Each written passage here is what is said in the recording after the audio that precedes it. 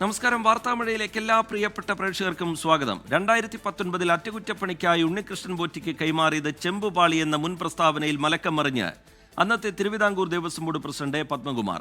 സ്വർണം പൂശിയ ചെമ്പുപാളിയാകാം കൈമാറിയത് എന്നാണ് പുതിയ പ്രതികരണം. ദേവസ്വം ഭരണം സർക്കാർ അവസാനിപ്പിക്കണമെന്ന് SNDP യോഗം ജനറൽ സെക്രട്ടറി വെള്ളാപ്പള്ളി നടേശൻ ആവശ്യപ്പെട്ടു. ഒരു വിവാദത്തിനും അടിസ്ഥാനമില്ല. അത് ചെമ്പ് തകിടിലാണ് ഉണ്ടാക്കിയിട്ടുള്ളത്, സ്വർണം പൂശാണ്. ആ സ്വർണ്ണപ്പൂശ് പോയത് കൊണ്ടാണ് ദ്വാരപാലകരെന്ന് പറയുമ്പോൾ ക്ഷേത്രത്തിനോട് വാതിലിനോട് ചേർന്ന് നിൽക്കുന്നതാണ്. അത് കറുത്ത് ഇരിക്കുന്നത് കണ്ടപ്പോഴാണ് അതൊന്നുകൂടെ കൃത്യമാക്കി ചെയ്താൽ കൊള്ളാം എന്നുള്ള ഒരു പ്രപ്പോസൽ തിരുവാഭരണം കമ്മീഷണറുടെ ഭാഗത്തു നിന്നാണെന്ന് തോന്നുന്നു അവിടെ വന്നു. അപ്പോൾ ദേവസ്വം ബോർഡിൻ്റെ സ്വർണ്ണം അല്ലെങ്കിൽ ശബരിമലയിലെ സ്വർണ്ണം എടുത്തിട്ട് ചെയ്യാൻ പാടില്ല എന്നുള്ളത് ഞങ്ങൾ പറഞ്ഞു. അപ്പോഴാണ് ഇങ്ങനൊരു സ്പോൺസർ ചെയ്യും എന്ന് പറഞ്ഞത്. അതിന്റെ അടിസ്ഥാനത്തിൽ ചെയ്തിട്ടുണ്ടെന്നേ ഉള്ളൂ. അത് 2019 കൈമാറിയത് ചെമ്പുപാളി എന്ന് കഴിഞ്ഞ ദിവസം നടത്തിയ പ്രസ്താവനയിലാണ് ഇന്ന് പത്മകുമാർ വിശദീകരണവുമായി എത്തിയത്. ഇന്നത്തെ പ്രതികരണം ഇങ്ങനെ: 44 കിലോ സ്വർണം കൊണ്ടുപോയി, തിരിച്ചു കൊണ്ടുവന്നപ്പോൾ 38 കിലോ സ്വർണമേ ഉള്ളൂ. 6 കിലോ സ്വർണത്തിന്റെ കുറവ് വന്നു എന്ന് പറഞ്ഞു. അപ്പോഴാണ് ഞാൻ പറഞ്ഞത് ഇത് ചെമ്പ് പാളിയാണ്, ഇത്രയും തൂക്കം വരുന്നത് ചെമ്പ് പാളിയാണ്, അതിന് പ്ലേറ്റ് ഇല്ലാന്ന് ഞാൻ പറഞ്ഞിട്ടില്ല. സ്വർണമോ ചെമ്പോ എന്ന് തനിക്കറിയില്ലെന്ന് കൈമാറ്റം നടക്കുമ്പോൾ മഹസറിലൊപ്പിട്ട മുൻ മേൽശാന്തി VN വാസുദേവൻ നമ്പൂതിരി 24-നോട് പറഞ്ഞു. അതേസമയം വിവാദങ്ങളിൽ സംസ്ഥാന സർക്കാരിനെ കുറ്റപ്പെടുത്തുന്നില്ലെങ്കിലും CBI അന്വേഷണം വേണമെന്നാണ് SNDP യോഗം ജനറൽ സെക്രട്ടറി വെള്ളാപ്പള്ളി നടേശന്റെ പ്രതികരണം. ഒരു CBIയുടെ തന്നെ അന്വേഷണം വെച്ചുകൊണ്ട് ഇതിന്റെ മൊത്തം എവിടെയെല്ലാം എന്തെല്ലാം പോയി, ഇതിന്റെ ആസ്തി ബാധ്യത, അതുപോലെ സ്വർണങ്ങൾ, ഇതെല്ലാം എന്തുമാത്രമുണ്ട് എന്ന് തിട്ടപ്പെടുത്തിയും അവരുടെ പേരിൽ മാതൃകാപരമായ നടപടികൾ സ്വീകരിക്കുവാനും നന്നായിരിക്കും. എന്നാലേ ഒരു ഭയമുണ്ടാവുള്ളൂ. അതേസമയം വിവാദം കേരള പോലീസ് അന്വേഷിച്ചാൽ തെളിയില്ലെന്ന് UDF കൺവീനർ അടൂർ പ്രകാശ് പറഞ്ഞു. CBI അന്വേഷണം വേണമെന്ന് കഴിഞ്ഞ ദിവസം UDF നേതാക്കൾ ആവശ്യപ്പെട്ടിരുന്നു. News desk 24. പാലക്കാട്ടെ 9 വയസ്സുകാരുടെ കൈമുറിച്ചു മാറ്റിയ സംഭവത്തിൽ ന്യായീകരണവുമായി ആശുപത്രി അധികൃതരും KGMOയും. ഡോക്ടേഴ്സിന്റെ വീഴ്ചയല്ല എന്നും അപൂർവമായി ഉണ്ടാകുന്ന കോംപ്ലിക്കേഷനാണെന്നും പാലക്കാട് ജില്ലാ ആശുപത്രി സൂപ്രണ്ട് ഡോക്ടർ PK ജയശ്രീ പറഞ്ഞു. നിറവ്യത്യാസവും വേദനയുമുണ്ടെങ്കിൽ ആശുപത്രിയിൽ എത്തണമെന്ന് നിർദ്ദേശിച്ചുവെന്ന ഡോക്ടേഴ്സിന്റെ വാദം പച്ചക്കള്ളമാണെന്ന് പെൺകുട്ടിയുടെ കുടുംബം പ്രതികരിച്ചു. വിരലുകൾ അനക്കണം, കാരണം എന്നാലേ രക്തചംക്രമണം ഉണ്ടാവുള്ളൂ, നീര് വെക്കാതിരിക്കുള്ളൂ എന്നുള്ളത് പറയും. പ്ലാസ്റ്റർ ഇട്ട ഭാഗത്തിന് നീര്, വേദന ഇതൊക്കെ ഉണ്ടെങ്കിൽ ഉടനെ തന്നെ വരണം എന്നുള്ള പ്രത്യേക നിർദ്ദേശം ആശുപത്രിയിൽ പ്രദർശിപ്പിച്ചിട്ടുണ്ട്. പരുക്കുമായി ആശുപത്രിയിലെത്തിയ പെൺകുട്ടിയുടെ കുടുംബത്തിന് നിർദ്ദേശങ്ങൾ നൽകിയെന്നാണ് ആശുപത്രി സൂപ്രണ്ടിന്റെയും ഓർത്തോ വിഭാഗം മേധാവിയുടെയും വിശദീകരണം. എന്നാൽ ഇത് നുണയെന്ന് കുട്ടിയുടെ മാതാവ് പ്രസീത 24-നോട്. അവര് ഞങ്ങളോട് അങ്ങനെ പറഞ്ഞിട്ടില്ല. ഞാൻ അതിൽ തന്നെ ഉറച്ചു നിൽക്കുകയാണ്. അവരങ്ങനെ പറഞ്ഞിട്ടില്ല. പെൺകുട്ടിക്ക് എക്സ്റേ പരിശോധിച്ച് ചികിത്സ നൽകി. എന്നാൽ രക്തക്കുഴലിന്റെ ഉള്ളിലെ പാളിയിൽ മുറിവുണ്ടായാൽ പെട്ടെന്ന് കണ്ടെത്താൻ കഴിയില്ലെന്ന് ഡോക്ടേഴ്സ്. DMOയ്ക്ക് ലഭിച്ച റിപ്പോർട്ട് സമർത്ഥിച്ചാണ് ഡോക്ടേഴ്സിന് വീഴ്ച സംഭവിച്ചിട്ടില്ലെന്ന വാദം. സാഹചര്യങ്ങൾ വിലയിരുത്തി ഉചിതമായ നടപടി സ്വീകരിക്കുമെന്നാണ് ആരോഗ്യമന്ത്രി കുടുംബത്തിന് നൽകിയിരിക്കുന്ന ഉറപ്പ്. ചികിത്സാ സഹായമടക്കം ഉറപ്പാക്കി സംരക്ഷിക്കുമെന്ന് MLA K ബാബു പറഞ്ഞു. എന്ത് ചികിത്സ ആവശ്യമായി വരുന്നു ആ ചികിത്സ കൊടുക്കാൻ വേണ്ടി ഞങ്ങളെപ്പോലുള്ള ജനപ്രതിനിധികളുണ്ട്. ഗവൺമെന്റിന്റെ ഭാഗത്തും എല്ലാ വിധത്തിലുള്ള സഹായം ഉറപ്പാക്കും എന്നതിനൊരു തർക്കമേ ഇല്ല. 24 പാലക്കാട്.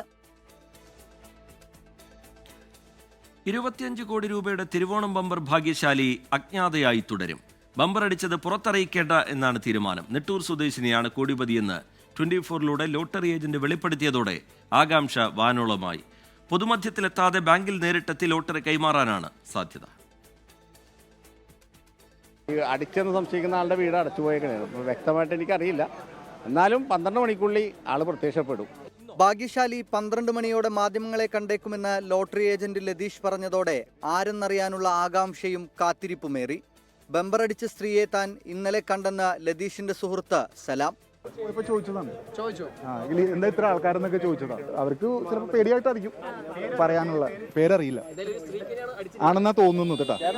12 മണിയോടെ ഭാഗ്യശാലിയെ കാണാൻ ലോട്ടറി ഏജൻസിക്ക് മുന്നിൽ തിരക്കേറി. നിയന്ത്രണത്തിന് പോലീസുമെത്തി. എന്നാൽ പൊതുമധ്യത്തിൽ വരാൻ ഭാഗ്യശാലിക്ക് ആഗ്രഹമില്ല.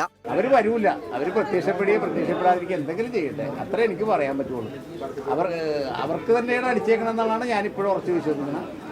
അവർ വരില്ല, പ്രത്യക്ഷപ്പെടില്ല. അവർ ആളും ആരവും കണ്ടതോടെയാണ് പൊതുമധ്യത്തിൽ വരാനുള്ള തീരുമാനത്തിൽ നിന്ന് ഭാഗ്യശാലി പിന്മാറിയത്. ആകാംക്ഷയും കാത്തിരിപ്പും ഇനിയും നീളും. കൊച്ചിയിൽ നിന്ന് നിതിൻ അംബുജൻ, 24. മുഖ്യമന്ത്രി പിണറായി വിജയൻ ഡൽഹിയിലേക്ക് കേന്ദ്ര ആഭ്യന്തരമന്ത്രി അമിത്ഷായുമായി കൂടിക്കാഴ്ച നടത്തും. ചൊവ്വാഴ്ചയാണ് കൂടിക്കാഴ്ച നടക്കുക. വയനാടിന് കൂടുതൽ ധനസഹായം അനുവദിക്കണം എന്നതടക്കമുള്ള കേരളത്തിന്റെ ആവശ്യങ്ങൾ കൂടിക്കാഴ്ചയിൽ അമിത്ഷായെ അറിയിക്കും. പ്രധാനമന്ത്രിയുമായും മുഖ്യമന്ത്രി കൂടിക്കാഴ്ച നടത്തിയേക്കും. വയനാട് മുണ്ടക്കൈ ചൂരൽമല പുനരധിവാസത്തിന് 260 കോടി രൂപ മാത്രമാണ് കേന്ദ്രം അനുവദിച്ചിരുന്നത്. ഈ തുക പുനരധിവാസ പ്രവർത്തനത്തിന് അപര്യാപ്തമാണ് എന്നും അർഹമായ തുക അനുവദിക്കണമെന്നും മുഖ്യമന്ത്രി ആവശ്യപ്പെട്ടിരുന്നു. കോൺഗ്രസിൽ നിന്നുയരുന്ന വിമർശനങ്ങൾക്ക് മറുപടിയുമായി ഡോക്ടർ ശശി തരൂർ MP. രാഷ്ട്രീയമേതായാലും രാഷ്ട്രം നന്നായാൽ മതിയെന്ന് ശശി തരൂർ പറഞ്ഞു. നെഹ്റുവിന്റെ വാക്കുകൾ ഉപയോഗിച്ചായിരുന്നു ശശി തരൂരിന്റെ പ്രതികരണം. ശ്രീനാരായണ ഗുരു പറഞ്ഞില്ലേ, മതമേതായാലും മനുഷ്യൻ നന്നായാൽ മതി. അതുപോലെ ഞാൻ പറയട്ടെ, രാഷ്ട്രമേതായാലും രാഷ്ട്രം നന്നായാൽ മതി. അതാണ് എൻ്റെ വിശ്വാസം. അത് ഈ 17 വർഷം രാഷ്ട്രീയത്തിലും ആ വിശ്വാസം ഞാൻ മുമ്പോട്ട് വെച്ചിട്ടാണ് എൻ്റെ എല്ലാ പ്രവർത്തനവും ചെയ്തിരിക്കുന്നത്. എൻ്റെ എല്ലാ പ്രഭാഷണവും, എല്ലാ വിശ്വാസവും, എല്ലാ ആക്ഷൻസും ആ വിശ്വാസത്തിലാണ്. ഡിജിറ്റൽ സാങ്കേതിക സർവകലാശാല VC നിയമനത്തിനുള്ള അഭിമുഖം ഈ മാസം 8 മുതൽ 12 വരെ തിരുവനന്തപുരത്ത് നടക്കും. സംസ്ഥാനത്തിന് പുറത്തു നിന്നുള്ളവർ ഉൾപ്പെടെ 60ഓളം പേർക്ക് അഭിമുഖത്തിൽ പങ്കെടുക്കാൻ ഉന്നത വിദ്യാഭ്യാസ വകുപ്പ് നോട്ടീസ് നൽകി. സുപ്രീം കോടതി നിർദ്ദേശപ്രകാരമുള്ള സെർച്ച് കമ്മിറ്റിയാണ് അഭിമുഖം നടത്തുക. ഒക്ടോബർ 8, 9 തീയതികളിൽ സാങ്കേതിക സർവകലാശാലയുടെയും 10, 11 തീയതികളിൽ ഡിജിറ്റൽ സർവകലാശാലയുടെയും VC നിയമനത്തിലുള്ള അഭിമുഖങ്ങളാണ് നടത്തുക. സുപ്രീം കോടതി ചുമതലപ്പെടുത്തിയ റിട്ടയർഡ് ജസ്റ്റിസ് സുധാംശു ധൂലിയയാണ് സെർച്ച് കമ്മിറ്റിയുടെ അധ്യക്ഷൻ. ഗവർണറും സർക്കാരും നിർദ്ദേശിച്ച 4 പേർ വീതമാണ് 2 സെർച്ച് കമ്മിറ്റികളിലെ അംഗങ്ങൾ. കമ്മിറ്റി അംഗങ്ങൾ എല്ലാവരും സംസ്ഥാനത്തിന് പുറത്തുള്ളവരാണ്. സുപ്രീം കോടതി ഉത്തരവ് പ്രകാരം 3 അംഗ പാനൽ മുഖ്യമന്ത്രിക്ക് സമർപ്പിക്കണം. മുഖ്യമന്ത്രി നിയമനത്തിനുള്ള മുൻഗണനാ പട്ടിക നിശ്ചയിക്കും. മുൻഗണനാ പ്രകാരം നിയമിക്കുവാനുള്ള അധികാരം മാത്രമാണ് ഗവർണർക്കുള്ളത്. മുഖ്യമന്ത്രി നിശ്ചയിക്കുന്ന മുൻഗണനാ പട്ടികയിൽ മാറ്റം വരുത്തുന്നുവെങ്കിൽ അതിനു വ്യക്തമായ കാരണം ബോധിപ്പിക്കാൻ ഗവർണർ ബാധ്യസ്ഥമാണ്. അക്കാര്യത്തിൽ സർക്കാരിന് പരാതിയുണ്ടെങ്കിൽ സുപ്രീം കോടതിയെ സമീപിക്കാമെന്നും ഉത്തരവിൽ വ്യക്തമാക്കിയിട്ടുണ്ട്.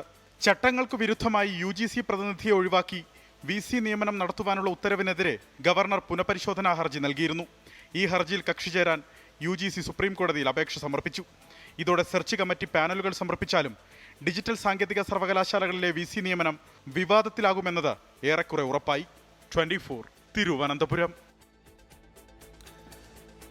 ഹിമാലയൻ മേഖലയിലും വടക്ക് കിഴക്കൻ സംസ്ഥാനങ്ങളിലും പ്രളയക്കെടുതി രൂക്ഷം. നേപ്പാളിൽ 47 പേർ മരിച്ചു. വടക്കൻ ബംഗാളിലെ ഡാർജിലിംഗിൽ മരണം 17ആയി. സാഹചര്യങ്ങൾ നിരീക്ഷിക്കുകയാണെന്ന് പ്രധാനമന്ത്രി നരേന്ദ്രമോദി അറിയിച്ചു. വടക്കൻ ബംഗാളിലെ ഡാർജിലിംഗിൽ അതീവ രൂക്ഷമാണ് സാഹചര്യം. മണ്ണിടിച്ചിലിൽ മിരിക്, സുക്കിയ, പൊഖാരി എന്നിവിടങ്ങളിൽ മാത്രം 14 പേർ മരിച്ചതായാണ് റിപ്പോർട്ട്. നിരവധി പേരെ കാണാതായി. മണ്ണിടിച്ചിലിൽ പശ്ചിമ ബംഗാളിലും സിക്കിമിനും ഇടയിലുള്ള റോഡ് ബന്ധങ്ങൾ വിച്ഛേദിക്കപ്പെട്ടു. ബാലസൺ നദിക്ക് കുറുകെയുള്ള ദുഡിയ ഇരുമ്പുപാലം തകർന്നതോടെ ഡാർജിലിംഗിനും സിരിഗുഡിക്കും ഇടയിലുള്ള പ്രധാന റോഡ് തടസ്സപ്പെട്ടു. നേപ്പാളിൽ ഇന്ത്യയുടെ കിഴക്കൻ അതിർത്തിയിലുള്ള ഇലാം ജില്ലയിലുണ്ടായ വ്യാപക മണ്ണിടിച്ചിലിൽ നിരവധി പാലങ്ങൾ ഒലിച്ചുപോയി. റോഡുകൾ തകർന്നു. കോശി ബാരേജിന്റെ 56 ഗേറ്റുകളും തുറന്നു. ദുരന്തത്തിൽ പ്രധാനമന്ത്രി നരേന്ദ്രമോദി നേപ്പാളിന് പിന്തുണ അറിയിച്ചു. മേഖലയിലെ സാഹചര്യങ്ങൾ പ്രധാനമന്ത്രി സൂക്ഷ്മമായി നിരീക്ഷിക്കുന്നതായി പ്രധാനമന്ത്രിയുടെ ഓഫീസ് അറിയിച്ചു. വടക്കൻ ബംഗാൾ, സിക്കിം, മേഘാലയ എന്നിവിടങ്ങളിൽ കേന്ദ്ര കാലാവസ്ഥാ നിരീക്ഷണ കേന്ദ്രം റെഡ് അലർട്ടും ബീഹാർ, ജമ്മു കശ്മീർ, പഞ്ചാബ്, ഹിമാചൽ പ്രദേശ് എന്നിവിടങ്ങളിൽ ഓറഞ്ച് അലർട്ടും നൽകിയിട്ടുണ്ട്. 24 ഡൽഹി. തീവ്ര വോട്ടർ പട്ടിക പരിഷ്കരണത്തിൽ നിന്ന് പിന്നോട്ടില്ലെന്ന് വ്യക്തമാക്കി മുഖ്യ തെരഞ്ഞെടുപ്പ് കമ്മീഷണർ. ബീഹാറിൽ SIR നടപ്പാക്കിയത് നിയമപരമായാണ്. നവംബർ 22 മുമ്പ് തെരഞ്ഞെടുപ്പ് പൂർത്തിയാക്കുമെന്നും മുഖ്യ തെരഞ്ഞെടുപ്പ് കമ്മീഷണർ പറഞ്ഞു. ബീഹാർ നിയമസഭാ തിരഞ്ഞെടുപ്പിനുള്ള എല്ലാ ഒരുക്കങ്ങളും പൂർത്തിയാക്കിയതായി മുഖ്യ തെരഞ്ഞെടുപ്പ് കമ്മീഷണർ ഗ്യാനേഷ് കുമാർ വ്യക്തമാക്കി. 1-2 ഘട്ടമായി തെരഞ്ഞെടുപ്പ് നടത്താനാണ് രാഷ്ട്രീയ പാർട്ടികൾ ആവശ്യപ്പെട്ടത്. നിയമസഭയുടെ കാലാവധി നവംബർ 22 അവസാനിക്കും. അതിനു മുമ്പായി തെരഞ്ഞെടുപ്പ് നടപടികൾ പൂർത്തിയാക്കുമെന്ന് Gyanesh Kumar. Special intensive revision ये कार्य 24 जून 2025 से शुरू हुआ और कालावधि पूर्ण होने से पहले ही समयबद्ध तरीके से सभी मतदाताओं के सहयोग के साथ समाप्त हुआ. തീവ്ര വോട്ടർ പട്ടിക പരിഷ്കരണത്തിൽ ബൂത്ത് ലെവൽ ഓഫീസർമാരെ കമ്മീഷണർ അഭിനന്ദിച്ചു. തീവ്ര വോട്ടർ പട്ടിക പരിഷ്കരണത്തിലൂടെ ബീഹാറിലെ വോട്ടർ പട്ടിക ശുദ്ധീകരിക്കാനായെന്നും കമ്മീഷൻ. ബീഹാർ തെരഞ്ഞെടുപ്പ് മാതൃകയാക്കിയാകും ഇനി രാജ്യത്ത് തെരഞ്ഞെടുപ്പുകൾ നടത്തുക. ഓരോ പോളിംഗ് ബൂത്തിലും പരമാവധി 1200 വോട്ടുകൾ മാത്രമാണ് ഉണ്ടാകുകയെന്ന് കമ്മീഷൻ അറിയിച്ചു. എല്ലാ പോളിംഗ് ബൂത്തിലും 100% വെബ്കാസ്റ്റിംഗ്, പട്ടികയിൽ സ്ഥാനാർത്ഥികളുടെ കളർ ഫോട്ടോകൾ ഉൾപ്പെടുത്തും, സീരിയൽ നമ്പറുകൾ വലിയ അക്കത്തിൽ രേഖപ്പെടുത്തും തുടങ്ങിയവയാണ് മറ്റു പരിഷ്കാരങ്ങൾ. 24 ഡൽഹി. ലഹരി വ്യാപനത്തിനെതിരെ സംസ്ഥാനത്ത് നടപടികൾ കർശനമാക്കുമെന്ന് SKN40 രണ്ടാം ഘട്ടമായ ജ്യോതിർഗമയിൽ സംസ്ഥാന പോലീസ് മേധാവി റവാഡ ചന്ദ്രശേഖർ. വിതരണ ശൃംഖലകൾ കണ്ടെത്തി ഇല്ലാതാക്കും. ജനകീയ ഇടപെടലാണ് വേണ്ടതെന്നും DGP ജ്യോതിർഗമയിൽ പറഞ്ഞു. ലഹരി വിൽപ്പനയ്ക്കെതിരെ നടപടികൾ കർശനമാക്കിയെന്ന് സംസ്ഥാന പോലീസ് മേധാവി റവാഡ ചന്ദ്രശേഖർ. യൂസേഴ്സിനെ ഐഡന്റിഫൈ ചെയ്യുക, അവരെ അതിനുവേണ്ടി പിന്തിരിപ്പിക്കാനുള്ള ഒരു കാര്യം നടക്കുന്നതാണ്. രണ്ടാമത്തേത് പെഡലേഴ്സിനെ അല്ലെങ്കിൽ സപ്ലയേഴ്സിനെ ഐഡന്റിഫൈ ചെയ്യുക, അവർക്കെതിരായിട്ടുള്ള കർശനമായ നടപടി സ്വീകരിക്കുക. ലഹരിക്കെതിരായ 24ന്റെ ദൗത്യം രാജ്യത്തിനു തന്നെ മാതൃകയെന്ന് വൈദ്യുതി മന്ത്രി K കൃഷ്ണൻകുട്ടി പറഞ്ഞു. ഇന്ന് ഏറ്റവും നല്ല, ഏറ്റവും ആവശ്യമുള്ള ഒരു കാര്യമാണ് അത് എടുത്തിരിക്കുന്നത്. 24നോട് പ്രത്യേകം രാജ്യം തന്നെ കടപ്പെട്ടിരിക്കുകയാണെന്നാണ് എൻ്റെ അഭിപ്രായം. വിമുക്തിയിലൂടെ ലഹരിയുടെ പിടിയിൽ നിന്ന് രക്ഷ നേടിയവരെ കുരുക്കാൻ ലഹരി മാഫിയ പ്രവർത്തിക്കുന്നതായി എക്സൈസ് കണ്ടെത്തി. ഇതിനെതിരെ നടപടികൾ കർശനമാക്കുകയാണ് എക്സൈസ് വകുപ്പ്. ഇയാളുടെ പുറകെ കൂടിയിരുന്ന മാഫിയ അല്ലെങ്കിൽ ഇവരുടെ കൂട്ടുകച്ചവടക്കാരായിട്ടുള്ള ആൾക്കാർ ഇയാൾക്കെതിരെ പരാതി അയക്കുകയാണ്. ഇയാളെ കാണാതെ വരുമ്പോൾ ഇയാളെ പുറത്ത് കൊണ്ടുവരാൻ വേണ്ടി അയാൾക്കെതിരെ പരാതി അയക്കുന്ന സാഹചര്യം പോലും നിലവിലുണ്ട്. അപ്പോൾ ഇയാൾ വീണ്ടും ഈ രംഗത്തേക്ക് വരണം എന്നുള്ളതാണ് അവരുടെ ആവശ്യം. ലഹരിക്കെതിരായ ബോധവൽക്കരണവും മാർഗനിർദ്ദേശവും ശരിയായ രീതിയിലാകണമെന്ന് നാർക്കോട്ടിക്സ് അക്കാദമി മുൻ മേധാവി G ശ്രീകുമാർ മേനോൻ. ഇതിന് രണ്ട് വശമുണ്ട്. നമ്മൾ ഡ്രഗ്സിൽ ഡീൽ ചെയ്യുമ്പോൾ പറയും, അതായത് നമ്മൾ ഡ്രഗ്സിനെ കുറിച്ച് നമ്മൾ ക്യാമ്പയിൻ ചെയ്യുമ്പോൾ ഒരു അറിവില്ലാത്ത ആൾ പോലും അതിന് മുകളിൽ എൻലൈറ്റൻഡ് ആവും. ഈ ബോധവൽക്കരണം കൊടുക്കുമ്പോൾ നമ്മൾ ഇതിനെക്കുറിച്ച് ഒന്നും അറിയാത്ത ആൾക്കാർക്കും ബോധവൽക്കരണം വരും. അപ്പോൾ they may be tempted to use it. ലഹരി വിരുദ്ധ സന്ദേശവുമായി നാർക്കോട്ടിക്സ് അക്കാദമി മുൻ മേധാവി എഴുതിയ ഹിമാലയൻ ബ്ലൂ പോപ്പി പുസ്തക പ്രകാശനം 24 chief editor R Sreekandan Nair നിർവഹിച്ചു. അപ്പൊ ഞാനൊരു കാര്യം ചെയ്യാം, അങ്ങയുടെ അനുവാദത്തോടുകൂടി അപ്പൊ ഈ പുസ്തകം ഏറ്റു വാങ്ങാൻ നമുക്കൊരു VIP ഉണ്ട്, അനുജ രാജേഷ്. ആൾക്കാരിൽ ഒരു എത്തട്ടെ ഈ സന്ദേശം. News desk 24. കാസർഗോഡ് കുമ്പളയിൽ പലസ്തീൻ ഐക്യദാർഢ്യം പ്രമേയമാക്കി വിദ്യാർത്ഥികൾ അവതരിപ്പിച്ച മൈം തടഞ്ഞ സംഭവത്തിൽ പൊതുവിദ്യാഭ്യാസ ഡയറക്ടർ റിപ്പോർട്ട് കൈമാറി. അധ്യാപകർക്കെതിരെ രൂക്ഷ വിമർശനമാണ് വിദ്യാഭ്യാസ വകുപ്പിന് കൈമാറിയ റിപ്പോർട്ടിലുള്ളത്. ആരോപണ വിധേയരായ അധ്യാപകരെ മാറ്റി നിർത്തി കലോത്സവം നാളെ നടത്താനാണ് തീരുമാനം. മൈമ വിവാദത്തിൽ പ്രാഥമിക റിപ്പോർട്ടാണ് പൊതുവിദ്യാഭ്യാസ ഡയറക്ടർ വിദ്യാഭ്യാസ വകുപ്പിന് നൽകിയത്. വിശദമായ അന്വേഷണം നാളെ മുതൽ ആരംഭിക്കും. അധ്യാപകരായ പ്രദീപ് കുമാർ, സുപ്രീത് എന്നിവർക്ക് തെറ്റുപറ്റിയെന്നാണ് റിപ്പോർട്ടിന്റെ ഉള്ളടക്കം.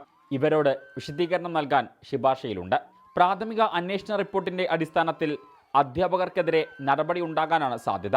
വിവാദങ്ങൾക്കിടെ നിർത്തിവെച്ച കലോത്സവം നാളെ വീണ്ടും നടത്താൻ തീരുമാനിച്ചു. 4 വേദികളിലായാണ് കലോത്സവം. മൈം ഉച്ചയ്ക്ക് 12 മണിക്ക് വേദിയിൽ അവതരിപ്പിക്കും. ആരോപണ വിധേയരായ അധ്യാപകരെ പരിപാടിയിൽ നിന്ന് മാറ്റി നിർത്താൻ തീരുമാനിച്ചു. മൈം നിർത്തിവെച്ചവർക്കെതിരെ കർശന നടപടിയെടുക്കുമെന്ന് വിദ്യാഭ്യാസ മന്ത്രി V ശിവൻകുട്ടി ഇന്നലെ വ്യക്തമാക്കിയിരുന്നു. 24 കാസർഗോഡ്. ഇപ്പോൾ ലഭിക്കുന്ന ഒരു വാർത്തയിലേക്കാണ്. കോഴിക്കോട് ഒളവണ്ണയ്ക്ക് സമീപം ഇരിങ്ങല്ലൂരിൽ വീട്ടുമുറ്റത്ത് കളിച്ചുകൊണ്ടിരുന്ന 2.5 വയസ്സുകാരന് നേരെ തെരുവ് നായയുടെ ആക്രമണം. ഇരിങ്ങല്ലൂർ സ്വദേശി മീത്തൽ ജാഫറിന്റെ മകൻ മുഹമ്മദ് അസ്ഹബിനാണ് പരിക്കേറ്റത്. നിഖിൽ പ്രമേഷ് വിവരങ്ങളുമായി കോഴിക്കോട്ട് നിന്ന് ചേരുന്നുണ്ട്. നിഖിൽ, എപ്പോഴാണ് ഈ സംഭവം? ഈ കുട്ടിയുടെ ആരോഗ്യസ്ഥിതി എങ്ങനെയുണ്ട് നിഖിൽ? രജിത്ത്, വീട്ടുമുറ്റത്ത് കളിക്കുന്നതിനിടയിലാണ് ഈ 2.5 വയസ്സുകാരന് നേരെ തെരുവ് നായയുടെ ആക്രമണം ഉണ്ടാകുന്ന സാഹചര്യം ഉണ്ടായത്. ഈ കുട്ടിക്ക് നല്ല പരിക്കേറ്റിട്ടുണ്ട്, മുഖത്തുമൊക്കെ കുട്ടിക്ക് പരിക്കേറ്റിട്ടുണ്ട്. അത് അങ്ങേറ്റം ദൗർഭാഗ്യകരമായിട്ടുള്ള ഒരു കാര്യവുമാണ്. വലത് കൈത്തണ്ടയിലും ചുമലിലും മുഖത്തിന്റെ വലതുഭാഗത്തുമാണ് കുഞ്ഞിന് കടിയേറ്റത്. വീട്ടുമുറ്റത്ത് കളിച്ചുകൊണ്ടിരിക്കുന്നതിനിടെ തെരുവ് നായ ഓടിയെത്തി മുഹമ്മദ് അസ്ഹബിനെ കടിക്കുകയായിരുന്നു. അടുത്തുള്ള ആളുകൾ ശബ്ദമൊക്കെ കേട്ട് ഓടിയെത്തുമ്പോഴേക്കും കുഞ്ഞിനെ രക്ഷിക്കാൻ കഴിയാത്ത സാഹചര്യം ഉണ്ടായി. അതിനുശേഷം കോഴിക്കോട് മെഡിക്കൽ കോളേജ് ആശുപത്രിയിൽ എത്തിച്ചിരിക്കുകയാണ്. കുഞ്ഞിന് ഇപ്പോൾ വിദഗ്ധ ചികിത്സ അവിടെ നൽകി പോരുകയാണ്. ശരി, നിഖിൽ പ്രമേഷ് കോഴിക്കോട്ട് നിന്ന് വിവരങ്ങൾ പങ്കുവെക്കുകയായിരുന്നു. ഇനി മറ്റൊരു റിപ്പോർട്ടിലേക്കാണ്. എറണാകുളം കണ്ണമാലിക്ക് സമീപം പുറംകടലിൽ MSC സിൽവർ 2 എന്ന കപ്പൽ മീൻപിടുത്ത ബോട്ടിലിടിച്ച കേസ് ഒത്തുതീർപ്പായി. കമ്പനി പ്രതിനിധികളും പരമ്പരാഗത മത്സ്യത്തൊഴിലാളി യൂണിയനും തമ്മിൽ നടത്തിയ ചർച്ചയിൽ 18 ലക്ഷം രൂപ നഷ്ടപരിഹാരമായി നൽകാൻ തയ്യാറായി. ഇതോടെ ബോട്ടുടമകളും തൊഴിലാളികളും പരാതി പിൻവലിക്കുകയായിരുന്നു. ഫോർട്ട് കൊച്ചിയിൽ നിന്ന് മീൻപിടുത്തത്തിന് പോയ ആലപ്പുഴ പള്ളിത്തോട് സ്വദേശി സ്റ്റാലിന്റെ ബോട്ടാണ് അപകടത്തിൽപ്പെട്ടത്. കണ്ണമാലിക്ക് പടിഞ്ഞാറ് 8 നോട്ടിക്കൽ മൈൽ അകലെയായിരുന്നു അപകടം. മത്സ്യത്തൊഴിലാളികൾ വയർലെസ്സിലൂടെ വിവരമറിയിച്ചു. എങ്കിലും അലക്ഷ്യമായി എത്തി കപ്പലിടിക്കുകയായിരുന്നു എന്നാണ് മത്സ്യത്തൊഴിലാളികൾ പറയുന്നത്. തുടർന്ന് നഷ്ടപരിഹാരം ഉൾപ്പെടെ നൽകണമെന്നാവശ്യപ്പെട്ട് മത്സ്യത്തൊഴിലാളികൾ കോസ്റ്റൽ പോലീസിൽ പരാതി നൽകി. MSC കമ്പനിയും പോലീസിൽ പരാതി നൽകിയിരുന്നു.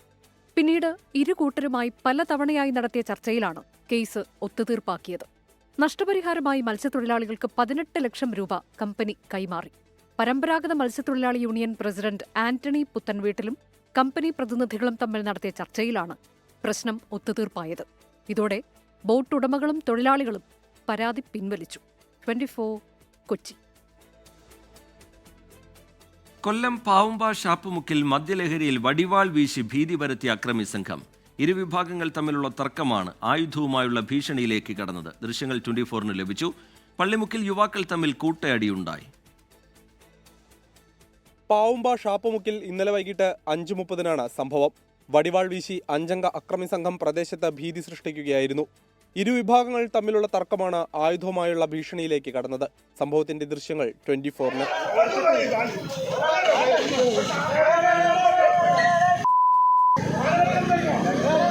ദൃശ്യങ്ങളുടെ അടിസ്ഥാനത്തിൽ കരുനാഗപ്പള്ളി പോലീസ് കേസെടുക്കാനൊരുങ്ങുകയാണ്. അതിനിടെ പള്ളിമുക്കിൽ യുവാക്കൾ തമ്മിൽ കൂട്ടയടിയുമുണ്ടായി.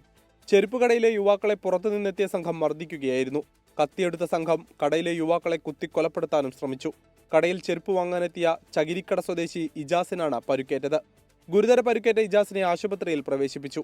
ഇജാസിന്റെ പരാതിയിൽ ഇരവിപുരം പോലീസ് കേസെടുത്ത് അന്വേഷണം ആരംഭിച്ചു. സംഘർഷത്തിന്റെ കാരണം വ്യക്തമായിട്ടില്ല. പ്രതികൾക്കായി പോലീസ് തിരച്ചിൽ ഊർജിതമാക്കി. 24 കൊല്ലം. കൊച്ചി ധനുഷ്കോടി ദേശീയപാത നിർമ്മാണ നിരോധന കേസിൽ സർക്കാരിനെതിരെ സമരം ശക്തമാക്കാൻ ദേശീയപാത സംരക്ഷണ സമിതി നാളെ അടിമാലിയിൽ ദേശീയപാത ഉപരോധിച്ച് സൂചനാ സമരം നടത്തും. കഴിഞ്ഞ 2 മാസത്തിലേറെയായി കൊച്ചി ധനുഷ്കോടി ദേശീയപാതയിൽ നേര്യമംഗലം മുതൽ വാളറ വരെ നിർമ്മാണം തടസ്സപ്പെട്ടിരിക്കുകയാണ്. വനഭൂമിയിലാണ് നിർമ്മാണമെന്ന ആദ്യ സത്യവാങ്മൂലമാണ് ഹൈക്കോടതി ഉത്തരവിന് കാരണം. എന്നാൽ ഭൂമി പൊതുമരാമത്ത് വകുപ്പിന് വർഷങ്ങൾക്ക് മുമ്പ് കൈമാറിയതാണ് എന്നും മലയാറ്റൂർ റിസർവിന്റെ ഭാഗമല്ല എന്നും സർക്കാർ സമ്മതിക്കുന്നുണ്ടെങ്കിലും കേസ് പരിഗണിച്ചപ്പോഴൊന്നും എതിർ സത്യവാങ്മൂലം ഫയൽ ചെയ്തിട്ടില്ല. ഈ സാഹചര്യത്തിലാണ് വഴിതടയൽ സമരത്തിലേക്ക് കടക്കാൻ സംയുക്ത സമരസമിതി തീരുമാനിച്ചത്.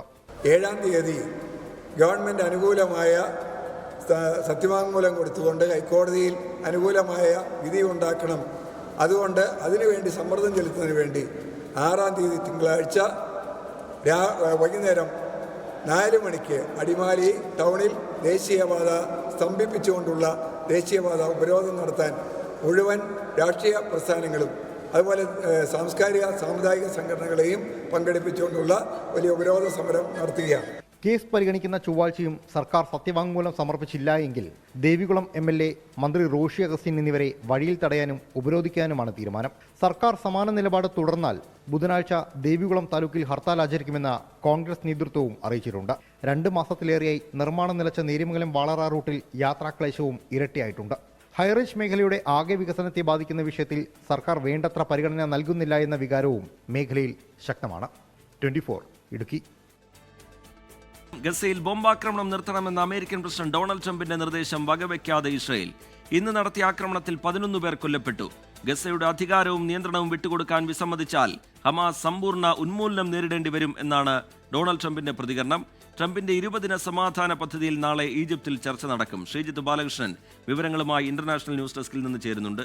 ശ്രീജിത്ത്, എന്താണ് ഒടുവിലായി പുറത്തുവരുന്ന വിവരങ്ങൾ? എങ്ങനെയാണ് ഈ നിർദ്ദേശങ്ങളൊക്കെ മറികടന്ന് വീണ്ടും ശക്തമായ ആക്രമണം തന്നെ ഇസ്രായേലിന്റെ ഭാഗത്തുനിന്നുണ്ടാവുന്നു? പുതിയ വിവരങ്ങൾ എങ്ങനെയാണ് ശ്രീജിത്ത് ബാലകൃഷ്ണൻ? TK, നാളെയാണ് വളരെ നിർണായകമായ ചർച്ച ഈജിപ്തിലെ കെയ്റോയിൽ നടക്കാനിരിക്കുന്നത്. അതിൽ അമേരിക്കയുടെ പ്രതിനിധികളും ഇസ്രായേലിന്റെ പ്രതിനിധികളും ഒപ്പം ഹമാസിന്റെ പ്രതിനിധികളും പങ്കെടുക്കുന്നുണ്ട്. അതാണ് ഈ ചർച്ചയുടെ ഏറ്റവും വലിയ പ്രത്യേകത.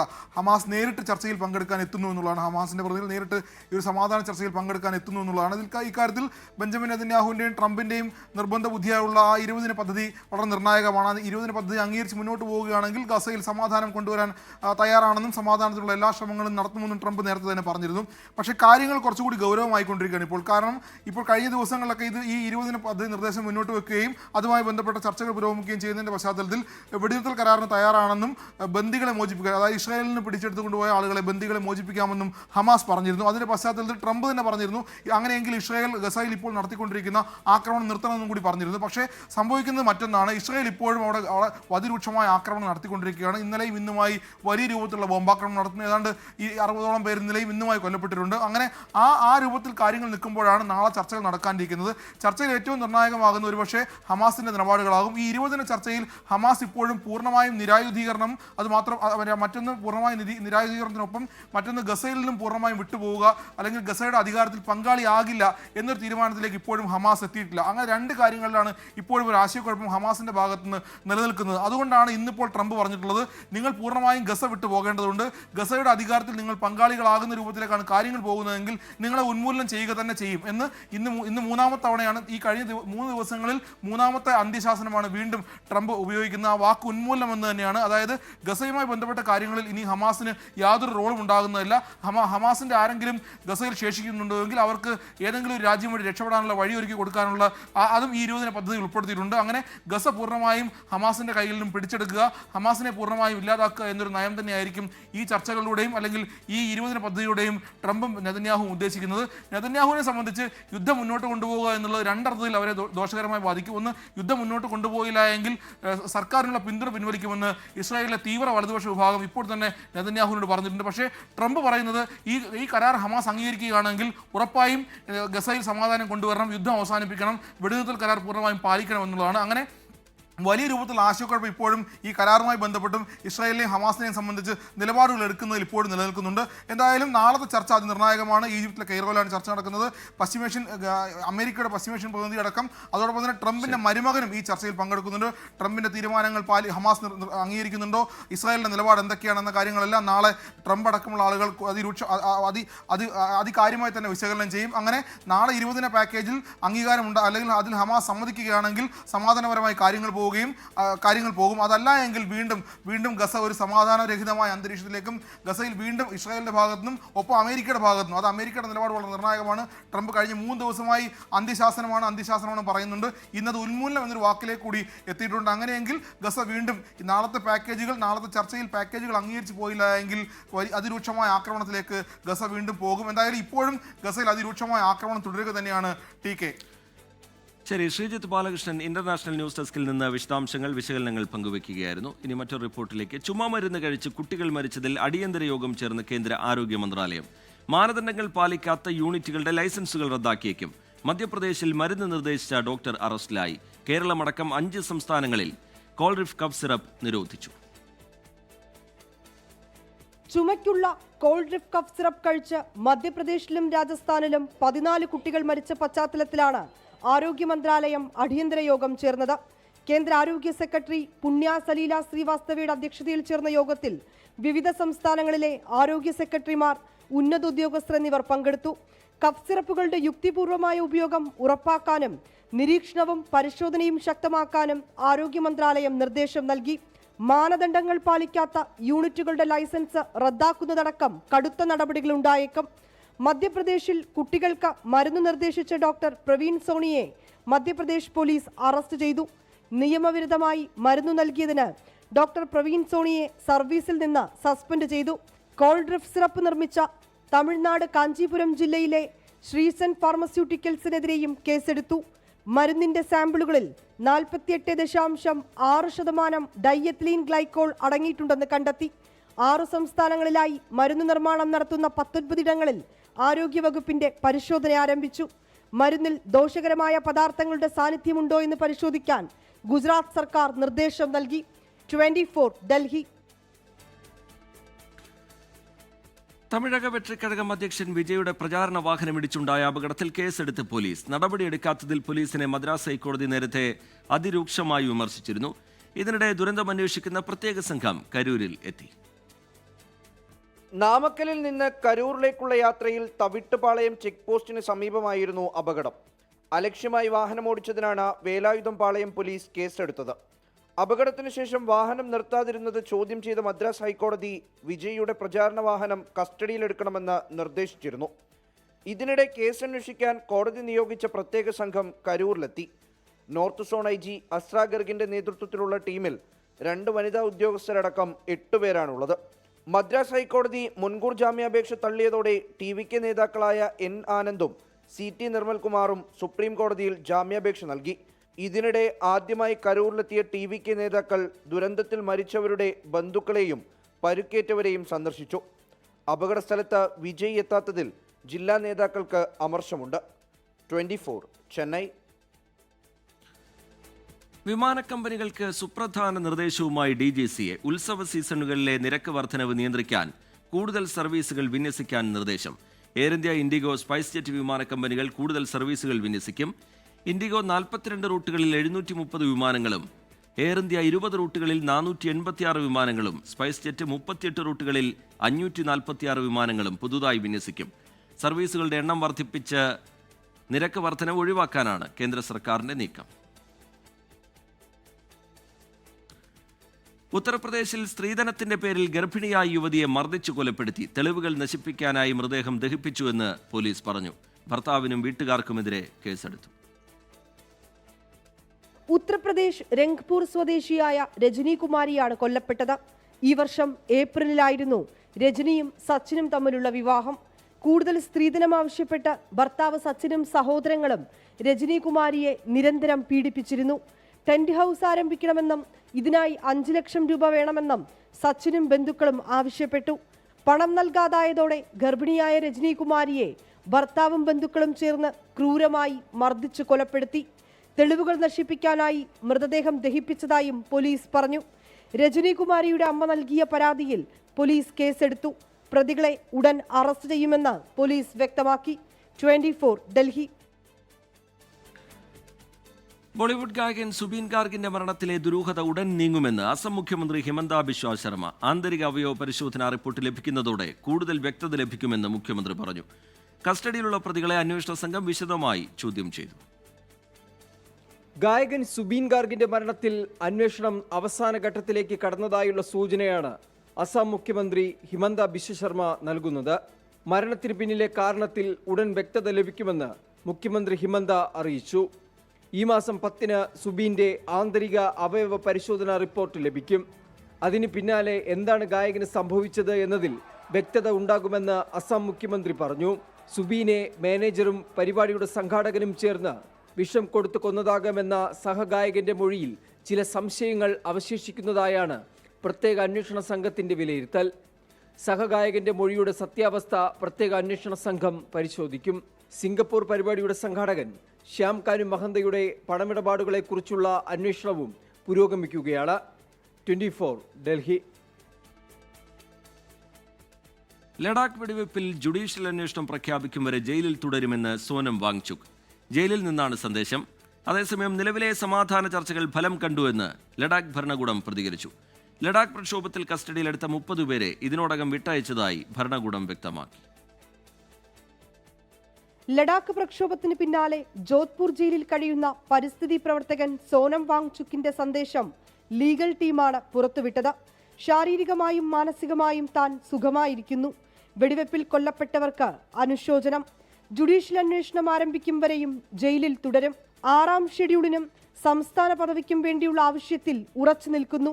അപ്പെക്സ് ബോഡി സ്വീകരിക്കുന്ന ഏതൊരു നടപടിയിലും പൂർണ്ണ ഹൃദയത്തോടെ കൂടെ നിൽക്കുമെന്നും സോനം വാങ്ചുക്. യഥാർത്ഥ ഗാന്ധിയൻ അഹിംസയുടെ വഴിയിൽ സമാധാനപരമായി പോരാട്ടം തുടരാൻ ആഹ്വാനം. സോനം വാങ്ചുക്കിന്റെ അറസ്റ്റിൽ ഭാര്യ ഗീതാഞ്ജലി യാങ്മോ നൽകിയ ഹേബിയസ് കോർപ്പസ് സുപ്രീം കോടതി നാളെ പരിഗണിക്കും. ജസ്റ്റിസ് അരവിന്ദ് കുമാർ, NV അഞ്ജരിയ എന്നിവരടങ്ങിയ ബെഞ്ചാണ് ഹർജി പരിഗണിക്കുക. ലഡാക്കിൽ നടന്ന പ്രക്ഷോഭത്തിൽ 70 പേരെയാണ് കസ്റ്റഡിയിലെടുത്തത്. ഇതിൽ 30 പേരെ ഇതിനോടകം വിട്ടയച്ചതായി ലഡാക്ക് ഭരണകൂടം വ്യക്തമാക്കി. കോടതി നടപടികളനുസരിച്ച് ബാക്കിയുള്ള 40 പേരെയും മോചിപ്പിക്കുമെന്ന് ലഡാക്ക് ഭരണകൂടം വ്യക്തമാക്കി. കേന്ദ്രവുമായി നാളെ നടക്കാനിരുന്ന ചർച്ചകളിൽ നിന്ന് പിന്മാറിയെങ്കിലും സംഘടനകളെ വീണ്ടും ചർച്ചയ്ക്കെത്തിക്കാനുള്ള ശ്രമം കേന്ദ്രം തുടരുകയാണ്. അതിനിടെ നേപ്പാളിലെ ജൻസി പ്രക്ഷോഭം സൂക്ഷ്മമായി പഠിക്കാനുള്ള തീരുമാനത്തിലാണ് ഡൽഹി പോലീസ്. 24 ഡൽഹി. ബ്രിട്ടനിലെ ഈസ്റ്റ് സസെക്സിൽ മുസ്ലിം പള്ളിക്ക് തീയിട്ടു. ഇന്ത്യൻ സമയം രാവിലെ 2:20-നാണ് സംഭവം. 2 പേരാണ് ആക്രമണം നടത്തിയതെന്ന് പോലീസ് അറിയിച്ചു. ആർക്കും പരിക്കില്ല. കെട്ടിടത്തിന്റെ പ്രവേശന കവാടവും പുറത്തുണ്ടായിരുന്ന കാറും കത്തിനശിച്ചു. പള്ളിക്കുള്ളിലുണ്ടായിരുന്ന 2 പേർ അത്ഭുതകരമായി രക്ഷപ്പെട്ടു. മാഞ്ചസ്റ്ററിലെ സിനഗോഗിന് നേരെ ആക്രമണമുണ്ടായി. ദിവസങ്ങൾക്ക് ശേഷമാണ് മറ്റൊരു ആരാധനാലയത്തിന് നേരെ ആക്രമണം ഉണ്ടാകുന്നത്. മലപ്പുറം താനൂർ പുതിയ കടപ്പുറത്തും അഞ്ചുടിയിലും മത്തിച്ചാകര. രാവിലെ 11:30-യോടെയാണ് മത്തി കൂട്ടമായി കരക്കടിഞ്ഞത്. നിരവധി പേരാണ് മത്തി പെറുക്കി കൂട്ടിയത്. താനൂരിൽ നിന്ന് സമീർ ബിൻ കരീം തയ്യാറാക്കിയ റിപ്പോർട്ടിലേക്കാണ് ഇനി. മലപ്പുറം ജില്ലയിലെ താന്നൂരിൻ്റെ വിവിധ ഭാഗങ്ങളിലാണ് മത്തിച്ചാകര ഉണ്ടായിരിക്കുന്നത്. ഇന്ന് ഉച്ചയോടുകൂടിയാണ് തിരമാലക്കൊപ്പം ചെറിയ മത്തികളൊക്കെ തന്നെ കരയിലേക്ക് അടിച്ചു കയറുകയായിരുന്നു. കുട്ടികളൊക്കെ തന്നെ മത്തി പെറുക്കി ഇവിടെ കൂട്ടമാക്കി വെച്ചിരിക്കുകയാണ്.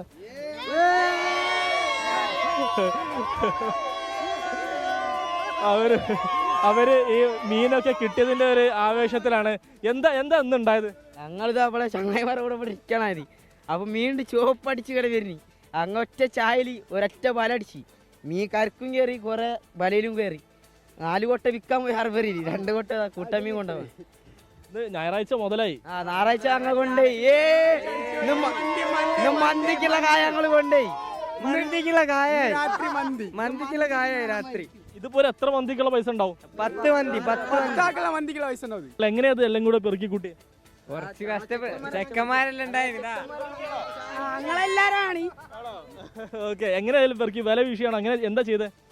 വല അങ്ങനെ വറക്കി വല അടിച്ച് മീൻ അതി പാനി കയറി, പൊലിപ്പ് കയറി. വീഡിയോ ഉണ്ടായിന് അതിന്റെ. ഏതായാലും കുട്ടികൾ വലിയ ആഘോഷത്തിലാണ്. ഇതാണോ ഇവരാണ് മെയിൻ?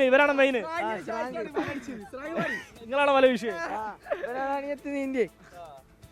കുട്ടികൾ ഇവിടെ കളിക്കുകയായിരുന്നു. ആ സമയത്താണ് ഈ മീൻ ശാഖര ഉണ്ടായത്. എല്ലാവരും തന്നെ വല വീശി മീനൊക്കെ പിടിച്ചു. ഇനി ഇത് ഹാർബറിൽ കൊണ്ടുപോയി വിറ്റ് ഇന്ന് മന്തി കഴിക്കുമെന്നുള്ളതാണ് ഇവർ പറയുന്നത്. ക്യാമറമാൻ ഷനീമിനൊപ്പം സമീർ ബിൻ കരീം, 24 തിരൂർ.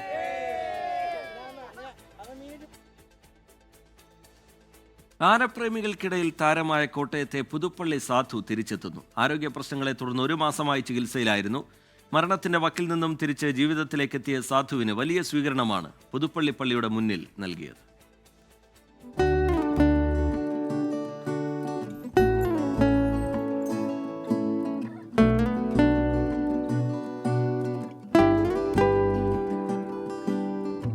ചികിത്സയിലായിരുന്നതിന്റെ ക്ഷീണമൊന്നും പുതുപ്പള്ളി സാധുവിന്റെ മുഖത്തില്ലായിരുന്നു.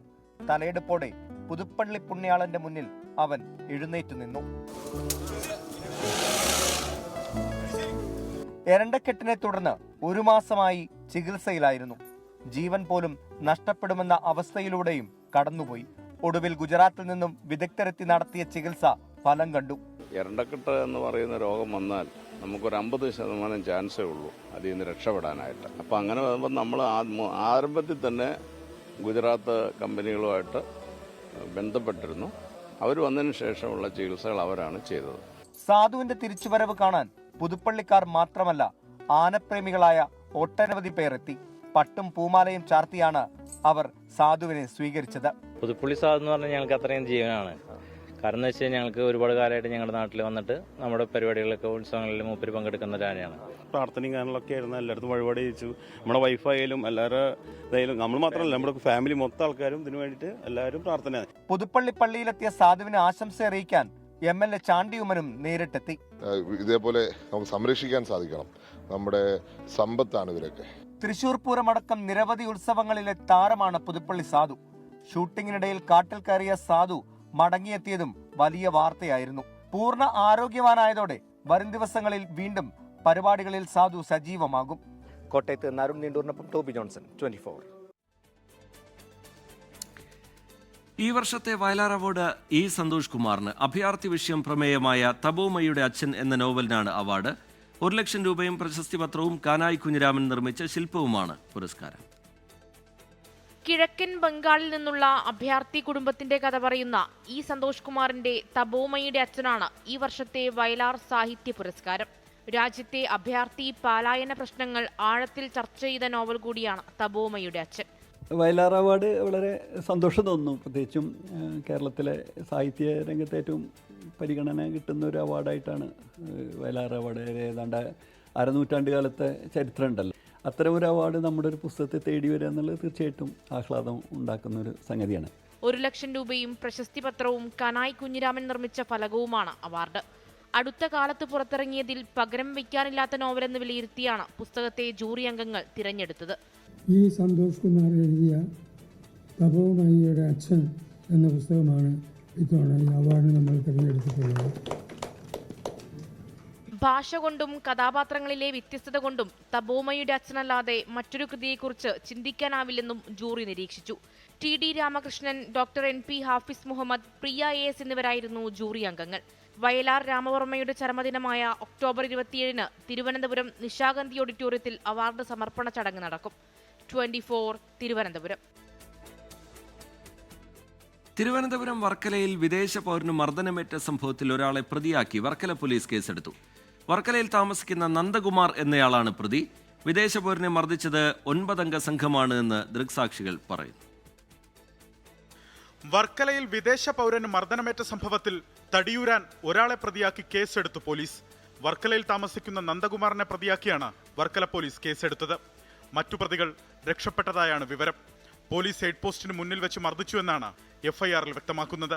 നന്ദകുമാറിന്റെ മൊബൈൽ ഫോൺ വിദേശ പൗരൻ എടുത്തുകൊണ്ടുപോയതുമായി ബന്ധപ്പെട്ട പ്രകോപനമാണ് മർദ്ദനത്തിൽ കലാശിച്ചതെന്നും FIR. അതേസമയം മർദ്ദനമേറ്റ വിദേശ പൗരൻ ഇസ്രായേൽ സ്വദേശിയാണെന്ന് തിരിച്ചറിഞ്ഞു. ഇസ്രായേൽ സ്വദേശിയായ 46 വയസ്സുകാരൻ സയാഡ് സാഗിയാണ് ഇയാളെന്ന് പോലീസ് പറഞ്ഞു. ഗ്രീക്ക് സ്വദേശി റോബർട്ട് ആണെന്നാണ് പോലീസിനോടും ആശുപത്രിയിലും ഇയാൾ പറഞ്ഞിരുന്നത്. തിരിച്ചറിയൽ രേഖകളൊന്നും വിദേശിയുടെ കയ്യിലുണ്ടായിരുന്നില്ല. ഉപയോഗിച്ചിരുന്ന തമിഴ്നാട് രജിസ്ട്രേഷനിലുള്ള ഇരുചക്ര വാഹനത്തെ ചുറ്റിപ്പറ്റിയുള്ള അന്വേഷണത്തിൽ വിദേശ പൗരന്റെ പാസ്പോർട്ട് പോലീസ് കണ്ടെത്തുകയായിരുന്നു. കഴിഞ്ഞ 2-3 ദിവസങ്ങളിലായി പാപനാശം ബീച്ചിന്റെ വിവിധ സ്ഥലങ്ങളിലായി കറങ്ങി നടക്കുന്നതും ശ്രദ്ധയിൽപ്പെട്ടതിനാൽ പോലീസ് നിരീക്ഷണത്തിലായിരുന്നു. ഇതിനിടെയാണ് വാട്ടർ സ്പോർട്സ് ജീവനക്കാരിൽ നിന്നും മർദ്ദനമേറ്റത്. 24 തിരുവനന്തപുരം. സാമ്പത്തിക പ്രതിസന്ധിയിൽ പ്രവർത്തനം തടസ്സപ്പെട്ട വയനാട് ബ്രഹ്മഗിരി ഡെവലപ്മെന്റ് സൊസൈറ്റിയുടെ ഫാക്ടറി വീണ്ടും തുറന്നു പ്രവർത്തിക്കുന്നു. മലബാർ മീറ്റ് ഫാക്ടറി തുറന്നു പ്രവർത്തിക്കാൻ ബ്രഹ്മഗിരി സൊസൈറ്റിയും സെഡാർ ഗ്രൂപ്പും ധാരണയായി. അറ്റകുറ്റപ്പണികൾ പൂർത്തിയാക്കി 2 ആഴ്ചയ്ക്കുള്ളിൽ ധാരണാപത്രം ഒപ്പുവെക്കും. 1 വർഷമായി മീറ്റ് ഫാക്ടറി തുറന്നു പ്രവർത്തിക്കുന്ന കാര്യത്തിൽ സെഡാറുമായി ചർച്ചകൾ നടന്നുവരികയായിരുന്നു. വൈദ്യുതി കുടിശ്ശികയായ 22 ലക്ഷം രൂപ ബ്രഹ്മഗിരി സൊസൈറ്റി ഇതിനകം അടച്ചു. ജനറേറ്ററും ഇലക്ട്രിക്കൽ റൂമും ഉൾപ്പെടെ സജ്ജമാക്കുന്നതിന് കൊട്ടേഷൻ ക്ഷണിച്ചു. ലാഭവിഹിതത്തിന്റെ 51% ബ്രഹ്മഗിരിക്ക് ലഭിക്കും. 49% സെഡാറിനും നൽകാനാണ് ധാരണ. ലാഭവിഹിതം ഉപയോഗിച്ച് നിക്ഷേപകരുടെ പണം ഘട്ടം ഘട്ടമായി വിതരണം ചെയ്യാനാണ് ശ്രമം. നിലവിൽ യൂണിറ്റ് പ്രവർത്തിച്ചിരുന്നത് ഉൽപാദനക്ഷമതയുടെ 15% മാത്രമാണ്. 60% ഉൽപാദനക്ഷമത ഉയർത്താനാണ് ശ്രമം. ഇതുവഴി സൊസൈറ്റിയെ ലാഭത്തിലാക്കാനും കഴിയുമെന്നാണ് പ്രതീക്ഷ. നിക്ഷേപകർക്കും ആശ്വാസം പകരുന്നതാണ് ഈ വിവരം. നേരത്തെ CPIM പലതവണ നിക്ഷേപകർക്കും ഉറപ്പുകൾ നൽകിയെങ്കിലും പാലിക്കപ്പെട്ടിരുന്നില്ല. ഒക്ടോബറിനുള്ളിൽ ഫാക്ടറി തുറന്നു പ്രവർത്തിക്കാൻ കഴിയുമെന്നുള്ള വിവരം സൊസൈറ്റി വാർത്താക്കുറിപ്പിലൂടെ കഴിഞ്ഞ ദിവസം അറിയിച്ചിരുന്നു. സൊസൈറ്റി ചെയർമാനായിരുന്ന CPIM നേതാവ് P. കൃഷ്ണപ്രസാദിന്റെ ഭൂമിയടക്കം ജപ്തി ഭീഷണി നേരിടുന്നുണ്ട്. കൃഷ്ണപ്രസാദിന്റെ സ്ഥലം പണയപ്പെടുത്തിയും ബ്രഹ്മഗിരിക്ക് വേണ്ടി വായ്പയെടുത്തിരുന്നു. 24 വയനാട്. നെടുമ്പാശ്ശേരി വിമാനത്താവളത്തിൽ 6 കോടി രൂപയുടെ ഹൈബ്രിഡ് കഞ്ചാവുമായി ഫാഷൻ ഡിസൈനർ പിടിയിൽ. ബാങ്കോക്കിൽ നിന്നെത്തിയ കൊടുങ്ങല്ലൂർ സ്വദേശി അബ്ദുൽ ജലീൽ ജസ്മാലാണ് അറസ്റ്റിലായത്.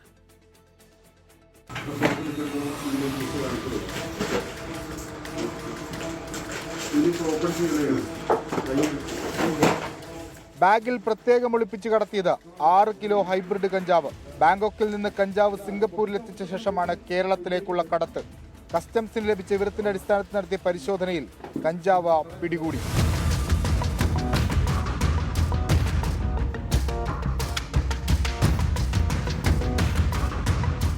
ലഹരിക്കടത്തിന് അബ്ദുൾ ജലീലിന് കൂലി 1 ലക്ഷം രൂപയും ഫ്ലൈറ്റ് ടിക്കറ്റുമെന്നാണ് കണ്ടെത്തൽ. വിശദമായ അന്വേഷണം കസ്റ്റംസ് ആരംഭിച്ചിട്ടുണ്ട്. കഴിഞ്ഞ 1 വർഷത്തിനിടയിൽ നെടുമ്പാശ്ശേരി വിമാനത്താവളത്തിൽ നിന്ന് 100 കോടിയുടെ ഹൈബ്രിഡ് കഞ്ചാവാണ് കസ്റ്റംസ് പിടികൂടിയത്. 24 കൊച്ചി. ലൈംഗികാരോപണ വിവാദങ്ങൾക്കിടെ പൊതുപരിപാടിയിൽ പങ്കെടുത്ത പാലക്കാട് MLA രാഹുൽ മാങ്കൂട്ടത്തിൽ പാലക്കാട് KSRTCയുടെ പുതിയ ബസിന്റെ സർവീസ് ഫ്ലാഗ് ഓഫ് പരിപാടിയിലാണ് പങ്കെടുത്തത്. ഐഷത്തുൽ ഷംന വിവരങ്ങളുമായി ചേരുന്നുണ്ട് പാലക്കാട്ട് നിന്ന്. ഐഷത്തുൽ ഷംന, വിവരങ്ങൾ എന്താണ്?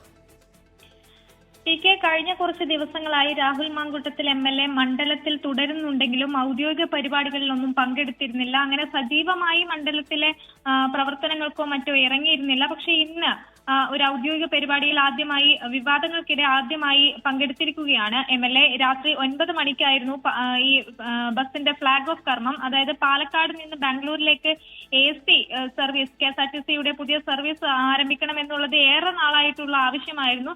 ഇതേ തുടർന്ന് ഇപ്പോൾ ഈ ഗതാഗത മന്ത്രി അത് അനുവദിച്ചു. ഇതോടെയാണ് ഈ 9 മണിക്ക് രാത്രി 9 മണിക്ക് Rahul Mankoottathil MLA flag off ചെയ്തത്.